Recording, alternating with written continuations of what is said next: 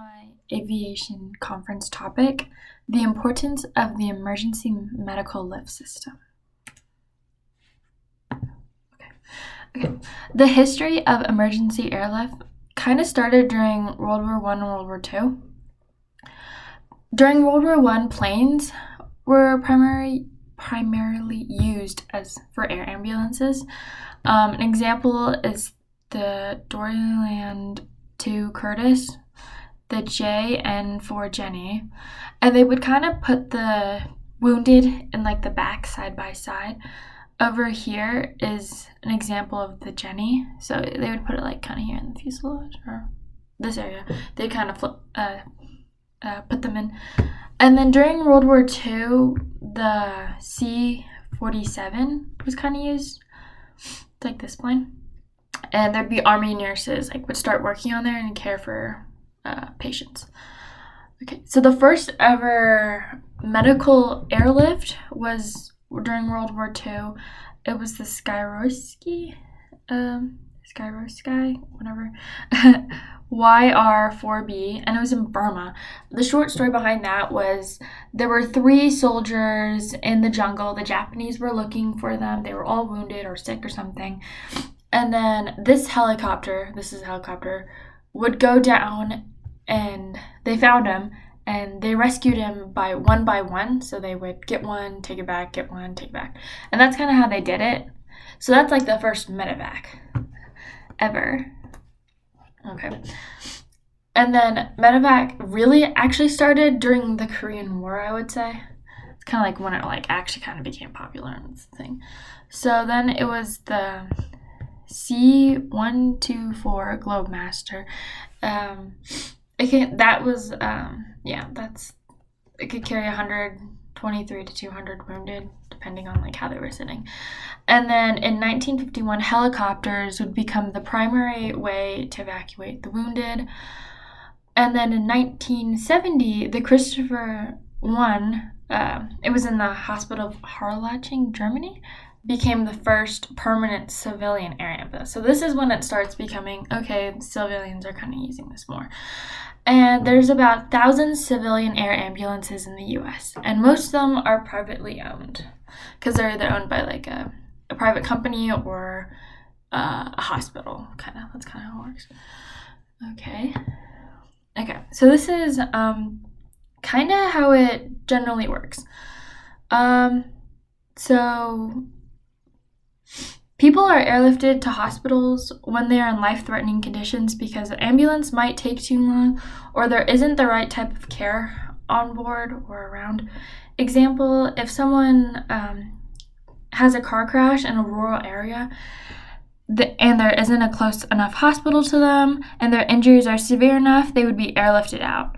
The aircraft would have equipment and medical professionals on board that would take care of the person until they got to the hospital. There are other factors like distance, suitable landing zones, and traffic conditions that also can be an effect of whether they decide to airlift or not. So how it kind of works, the steps are, so 911's called after the dispatcher collects all the information and the dispatcher decides that an air ambulance is needed, or the dispatcher then contacts the nearest air ambulance station. That could be a private company or the hospital. And then the aircraft flies to scene, usually they're helicopters.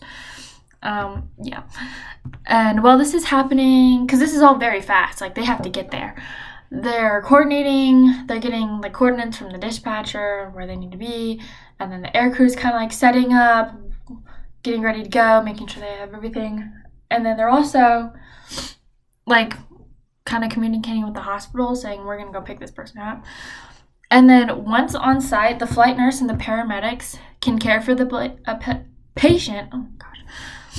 And then example, blood transfusions, ventilators, drugs, that's all kind of in the helicopter. They can pack a lot in there, surprisingly. And then on the way back to the hospital, there's coordination between the crew and the hospital. We're this is the situation, this is the whatever, this is how the patient is. So when they get there, the hospital staff is ready to meet them with the required supplies. And then once the hospital patient is taken to the emergency room or trauma room or whatever, the flight crew will hand the patient off to the hospital and the staff and inform them of the patient's condition, treatment, and their concerns. So that's kind of how it works. Okay, this is a very short video. I'll see if it works. There's not really any sound, but it's kind of just about like air mag helicopters.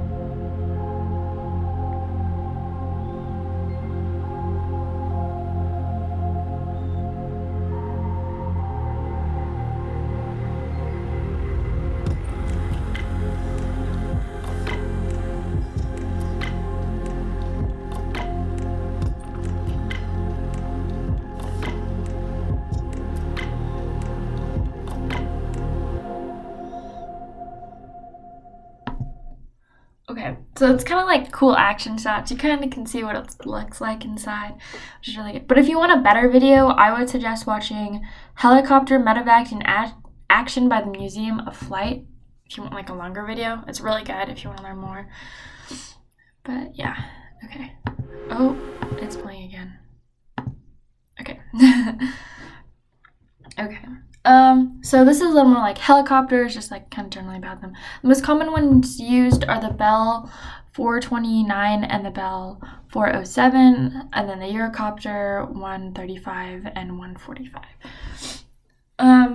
So yeah, so this is kind of like the Eurocopter, and this is, I think, like the Bell, or maybe it's vice versa. I don't know. But yeah.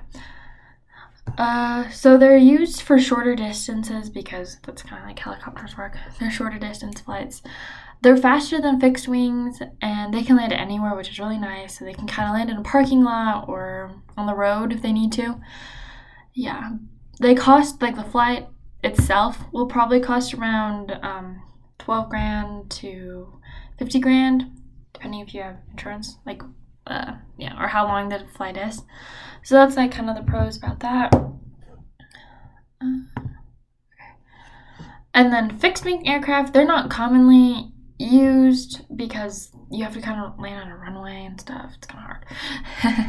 But it's the Pilatus PC-12 and other models of Learjets, Citation jets. Those are the ones that kind of like commonly used, as you can kind of like see here.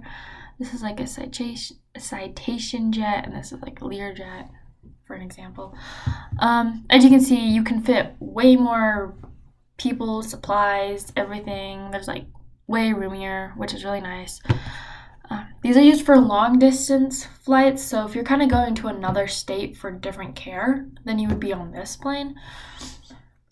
They can fly in inclement weather, so unlike like helicopters, if it's really bad outside and there's like a heavy storm, then you might not be able to be medevaced out, which kind of sucks. But yeah, there's more space, yeah, like we mentioned, and then it will take longer than a helicopter, which is the con, but at the same time, it's okay because they're kind of used for a different type of medevac, and they would cost more. There's $2 signs, $40,000 to $100,000 or more, depending on the flight, insurance, or whatever. Okay. Why it's important is because in 2009, a review of the literature found that HEMS results in reduction in mortality ranging from 1.1 to 12.1. Additional lives were saved per 100 dispatches. 4 reliable studies showed an overall reduction in mortality of 2.7 additional lives saved per 100 HEMS, like helicopter emergency services deployments. The mean estimate was 0.4 lives saved for every 100 uses, which is important. I bet the 4 lives saved probably really appreciate it. And then trauma patients were transported by helicopters were 57 less likely to die than those transferred by ground ambulance. And I bet that 57% also really values their life. Okay, cool. Okay, the future of emergency air. So there's this company called Argo. This is like way in the future. So this is kind of like what it looks like. So there's like a little car crash and everything. But once it reaches the scene of the accident, the EMT would deploy and stabilize the patient, loading them up, and send them back to the hospital for further treatment. So it's like a little drone, and they'd put them in there. The pros is it's a fast response time. It can fit in tight spaces. One person can manage the whole fleet of air drone ambulances, and it would cost less than a helicopter ambulance. Cons would be the EMT would need to be with the patient to keep them stable, and like there would also be legal issues like, oh, people don't really like drones these days sometimes, so, or like the noise, people really might not like that, so there's that. Those are my references, but I would end with currently drones are being, well, going back actually. Currently drones are kind of being used for medical supplies and other stuff, just kind of carry things. But a good way to volunteer, so this is like not if you want to help people who are in this kind of situation, is angel flights you can do. So it's kind of like they help veterans, people who have like medical conditions, and they arrange free air transportations for them. So you could volunteer to fly for them if you want to kind of like help in that area, if that's kind of your interest, but you don't really want to work in that field. So that's really cool if you want to help there. There's also other charities that do like veterans, that they only do veterans. So you can really help in that field, which is really nice. But yeah, just ending with my references. But yeah, I hope you enjoyed my presentation.